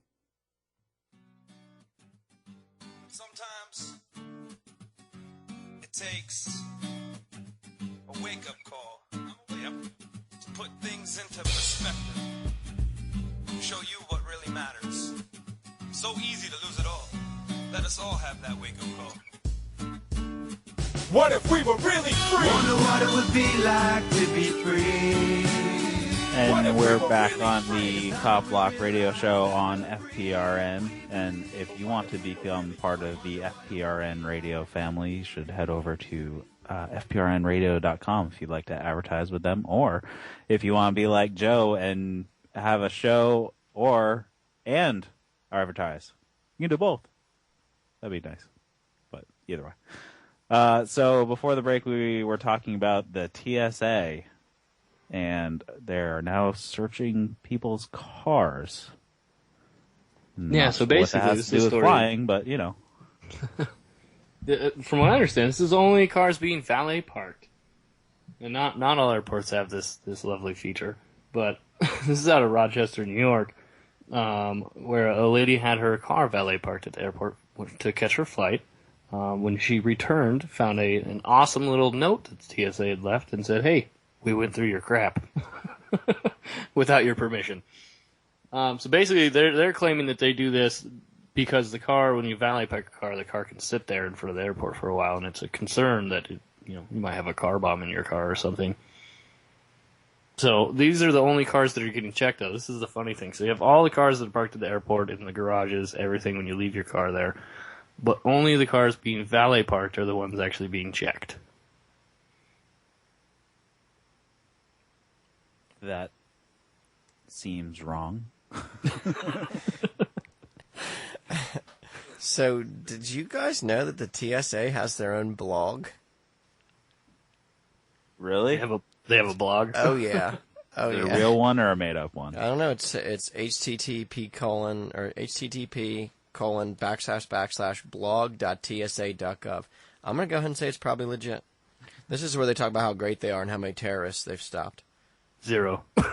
They're That working must be a really short blog. They're working on their first one. They talk about the guns that they found.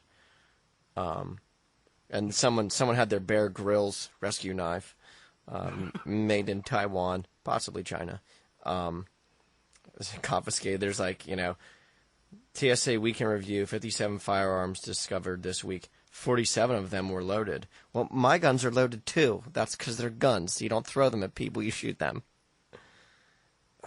Unreal. Check it out. Subscribe. Get it in your RSS feed. Eric, I know you're going to do it too. I don't know what to say to that really right now. So yeah, I guess their BS reasoning is that the cars who are valet parked are usually in the closest parking lot to the airport, which if a bomb went off, it could damage the airport. I don't know how they think they can justify that. But all the rest of the cars around couldn't do any damage, though. Right. They don't have to justify it. If I didn't valet my car and I parked on the parking garage level right above it or right below it, it's safe that way. Yep. Won't cause any damage. So, actually, this just popped up on my feed. Did you know that there was a vote today to defund the NSA? Yes. Yep. I told you, man, I'm on RT all the time. Yeah, I can't. Love it. I'm looking at the votes right now on house.gov, and I was surprised how close it actually was. It was 205 to 217. Who just opened a beer? What? That was totally me. What kind is it? The Blue Moon. Oh, okay. Where's Mark? So, Mark Thompson from Line of Fire. Man, he'd be your boy. He loves that stuff. That's good stuff. Sorry, continue. That's what I had in my fridge. So I'm looking at these votes, and I figured they would be along party lines. They are not anywhere close. They're completely mixed on which side of the aisle they're on both sides. Yeah, I think that the guy who had sponsored it was a Republican, and then the other big name guy was a Democrat, and somebody made commentary. It was it Carney said something about the Republicans, but he actually didn't know what he was talking about as usual.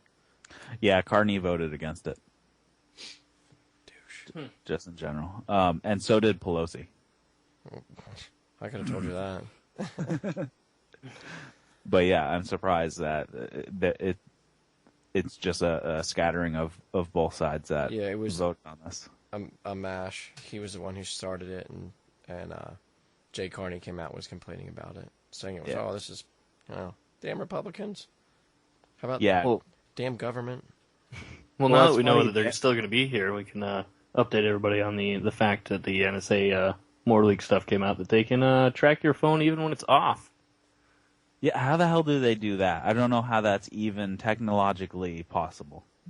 I don't know, but that's what it says. Because at that point, there's no transmission going any direction, and yeah, and that's not even how GPS works. GPS, your phone receives the signal, and it has to calculate where you are first before it can even determine where you are. So it's not like they could pull the data, because if the GPS isn't calculating where you are, then it can't. I don't even know how that would Basically, they're saying if the battery's still in it, it can be done. Pull the battery. No. I call bullshit. Yeah. So we're we're way off topic, but one of the things that you know what grinds my gears is NASA. I freaking hate NASA. It is ridiculous. We have people in our country who are starving, and they're dying, and there's diseases that we could cure, but we haven't. But we sent a frickin' rocket to Mars and drew a penis in the sand. Their budget is out of control, $16 billion or something like that for 2012. What are you talking? It was $5 billion. No, dude, it's not a lot. Get comparatively. Hold on. They're wasting money all over the place anyway. I mean, it would be great if they weren't funded by taxpayer money. No, if I didn't have to pay fucking taxes, I would give a crap load of money to some sort of space exploration. On a voluntary basis, right? On a voluntary basis. Yes. Because I love that stuff. That stuff's awesome. It is cool. But science is cool. I'll pay for science, but not when it's something I don't want. Mm-hmm. So anyway, or that you're forced to pay for. Right. But anyway, so shit. Now you totally screwed up my mojo. So NASA's the headline is NASA starts building faster than light warp engine, and I was reading that. There's a picture of friggin' Star Trek at the top of the article. Source RT.com. Interesting. Yeah, it's on there. It's right I read that article already. Yeah. I'm not sure how legit that would be, considering the physics It's kind of implications. impossible. Yeah. So why are we working on it? Let's cure some diseases. We haven't cured any diseases since polio in '56. All right. Anyway, I feel like I'm taking good crazy feet pills. stepping forward here. Oh, so man. New Hampshire legalizing medical marijuana. Yes, we did that finally. Although That the is frickin' awesome. The governor's such a bitch. I saw the stuff she took out though. Yeah. That was horrible. She took out PTSD as being one of the valid symptoms. Why the hell is a legislator deciding what is and isn't a valid condition to be treated with medical marijuana? Shouldn't that be just the friggin' doctor's choice on what they treat it? No, then the government doesn't have control. Come on, don't be silly. I like your amounts though. You guys, it's 2 ounces. That's higher than ours. Yeah, there was a decrim bill too that ended up getting shot down. Unfortunately, Patients will be able to possess 2 ounces. Yeah, that's higher than ours. Ours is 1.25 ounces. yeah, but there's patients. some BS about there's only going to be a handful of dispensaries, and like you can't grow your own, and all There's this no bullcrap. growing your own. It's non-profit dispensaries only. And where'd it go? I saw it. Where'd it go? Oh, you have to be with your doctor for 90 days before you can get a license. It has to be a Yeah, doctor so you've been seeing. I guess we'll try again. So just to clarify here, Eric, according to Space.com, from Washington, a House panel approved appropriation legislation Wednesday, July 10th of 2013 that would give NASA $16.6 billion for 2014, cutting agency spending back to levels not seen since 2007. That's where your money goes. Mine doesn't. Mine goes to buying bullets. What the fuck? It says the new law allows for 4 marijuana dispensaries. 4. Yeah, it's bullcrap. Are they centrally located? Maximum of 80 plants in possession of 80 ounces, or 6 ounces per patient. So what, you guys are going to have, a couple hundred patients for the whole state? Yeah, it's totally ridiculous. So, I mean, this is the 3rd or 4th time medical marijuana has been sent to the governor. The last one was a total douchebag. So we have a new governor, but she's kind of a bitch. So the last guy vetoed the bills that hit his desk, and now she's signed but ripped out all the good stuff. No. Or That's watered a step it in the down. right direction, though. Yeah, we'll get there. Give us a couple more years, we'll be good. So talking about marijuana, I'm trying to convince one of our producers into going to Philly this weekend and participating in or observing or at least filming the Smoketown Prohibition 6? Nice. 7? 7? Yeah. Yeah, so go to check out the Panic Hour and, check out Mike Salvi's World and get some info. They're actually going to do it a little bit differently this time. It's going to be like a sit-in, and everybody's just going to kind of hang out, and they're going to smoke some reefer. While sitting on the grass peacefully and videotaping the actions of the DHS and Philly City Police, and the Fish and Wildlife Service has also been making appearances. Not sure what kind of wildlife there are. What does that have to do with anything? I will be taking my fishing rod. It is Smoketown 7. That's confirmed. So I Nuclear think bird dog. I don't know if it was last week or not that I mistakenly said that Kokesh was out. I guess he was offered bond, but refused it because of all the restrictions and didn't want to use the money for something other than his defense fund. So I think he's still in jail now, last I knew. Yeah, I think that the issue that they were running into, aside from all the craziness that's going on in the team down there, he was afraid that he would get out on these charges and then immediately be kidnapped and caged on a federal offense. So he was like, I'm going to waste all my money getting out of prison just to be kidnapped and caged right away and then have to get more money. So I'm not sure if they're playing the waiting game or what's going on, but that was the last update that I had heard. But I know that they were having some major issues. I know that Ian Freeman put something up about Adam had called him from his resort in Northern Virginia. Yeah, I mean, that wouldn't surprise me if they let him out, added these restrictions, then they could just go straight to his house and he'd have firearms, and then they catch him on probably a federal firearms issue as well, on top of what he's already facing. Yeah, I think that they were trying to go the federal route with the video. The magic mushrooms? No, with the video, I think that they were trying to charge him federally with that, but I don't know, man. There's some people just, man, I couldn't put up with all that time in a box. Yeah, well, I guess we'll see what comes out of it. Yep. And that's about all you can do at this point.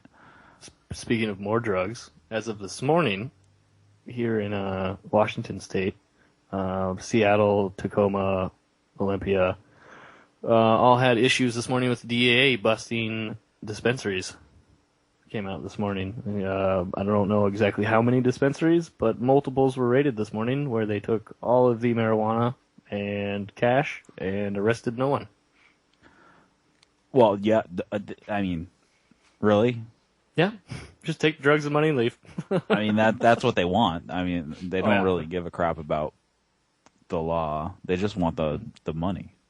And from what I understand, one of the dispensaries, at least one of them, if not multiples, was told by the agents that they're being ordered to appear before a federal grand jury in Seattle in September.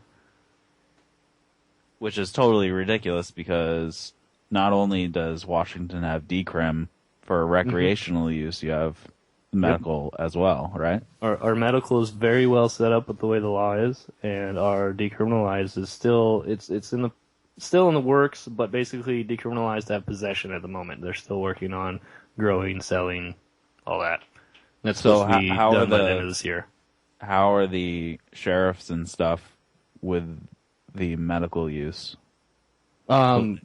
As far as patients go, I haven't heard of really any complaints. I went down earlier. It was a couple months back. We had the Pride Parade here in Spokane. I went down to record the police down there, and there was a gentleman that I have video of actually pulled out a bag of marijuana and was playing with it and smelling it, and then the cops walked up, looked at it, gave it back to him, and walked away. So. Don't know if you don't have a sheriff they didn't check to see if he had a medical license. They just gave it back to him and walked away. You don't have a sheriff that would tell the feds to buzz off because their laws are crap. Well, that's the thing I don't understand, is because supposedly we passed the Protect Marijuana Patients Act a little while ago, which was supposed to be an act here in the state that would protect patients and dispensaries from federal prosecution. Yeah, like the feds give a rat's ass about that. Well, yeah, of course, they can still come in and do stuff, but basically it was so that the state would represent you and back you on everything and provide you with an attorney, you know. Well, that'd be interesting. I mean, which is nice in a sense that the state's going to help you out and back you up, but, I mean, still got the problem of the feds not caring. So, that's the news in my state here with marijuana. At least as of right now. So yeah, I think we're up to 19 states have we're medical. At 19.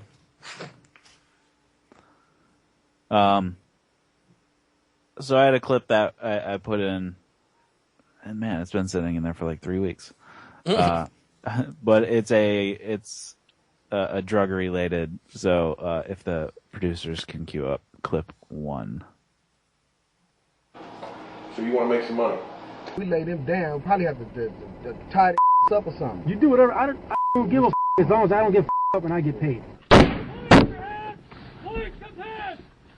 In a controversial and aggressive program, the U.S. Bureau of Alcohol, Tobacco, Firearms, and Explosives has sent hundreds of people to prison for plotting to rob drug stash houses.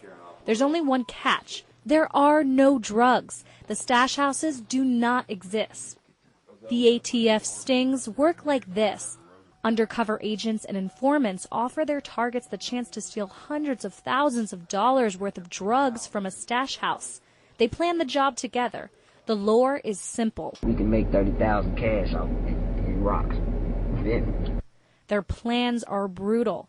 One in the head, we'll roll them up, and then we'll just take those hands out. You want to get rid of them, get rid of them too. You know what I'm saying? It's whatever. Dude, this isn't like Chicago. We got buried people. You guys out here, man, it's desert. Shit. Roll people out in the middle of nowhere. But when the targets show up to commit the robbery, agents are waiting. Hello? Hello? Yeah, what's going on?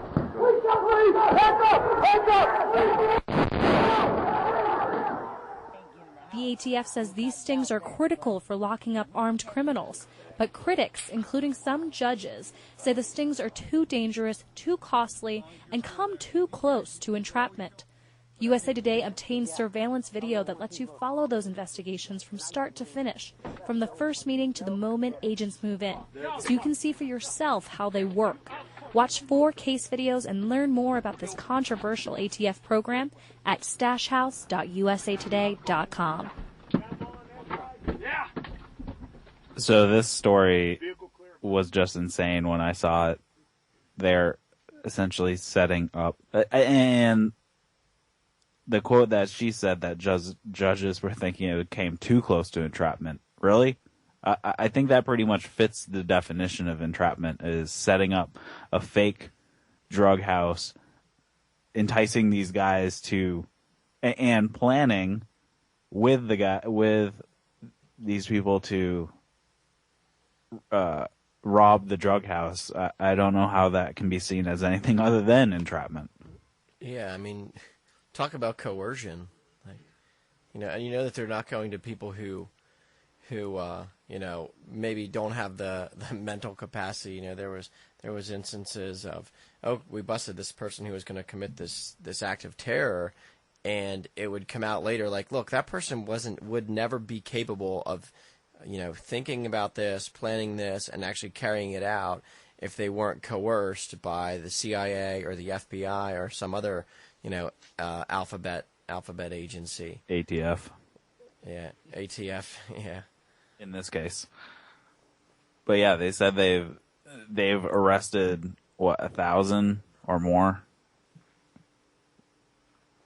people in these types of stings. And I can't believe the cost for this. I'm sure it's ridiculously high to catch 1,000, to basically set up 1,000 people. Now, what state is that in? Or is this in multiple states now? Oh, I missed it, unfortunately. I don't know. If you go to stashhouse.usatoday.com, they might tell you. All right.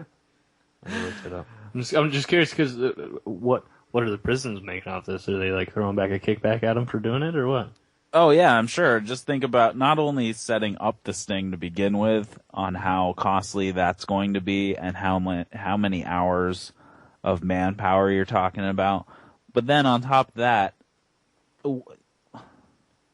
I'm sure the prison sentence for conspiring to commit armed robbery or whatever they're charging these people with is pretty lengthy a pretty lengthy sentence. So think about roughly between $100 and $150 a day per inmate. There's 1,000 of them for, say, 3 years. That's roughly 1,000 days times $100 times 1,000 people. That's a lot of zeros. Oh yeah. That comes out to what, like $1 billion? Somebody's 1,000 times 1,000 is 1 million times another 10. Yeah. Somebody's got a sweet little nest egg they're working on. No kidding. Jeez. I'm in the wrong line of work. I know. Apparently, these people can go home at night and say, "Yeah, I caught this guy who was going to do all this." He was going to do nothing until I talked him into it. Yeah. He was going to sit at home, smoke weed, and eat Cheetos. So before we wrap up the show, Adam, you want to talk about what you got going on over in your neck of the woods? Either way is fine. Basically, we wanted to formally announce we should have the T-shirts for the Copblock Radio Show probably ready to go by next week, I would assume. So we're going to put those up for sale. They'll go up on the Facebook page, on our WePay page. The designs, when we get the finalized design from the screen printer and everything, I'll put up some pictures of it so you guys can see them. That'll help out with the show. Basically, all the proceeds from that will help pay for the cost of running the show and everything else like that. I think we're going to have a couple different designs, male and female, and then a special custom shirt. So you guys know. So if you guys want to support us, you can buy some shirts from us when we get those up by the end of the week or next week. Or you can always go to FPRNradio.com and donate to FPRN or us specifically through them. That'd be cool, too. Mm-hmm. So until next week, this is the Copblock Radio Show, and remember that badges don't grant extra rights.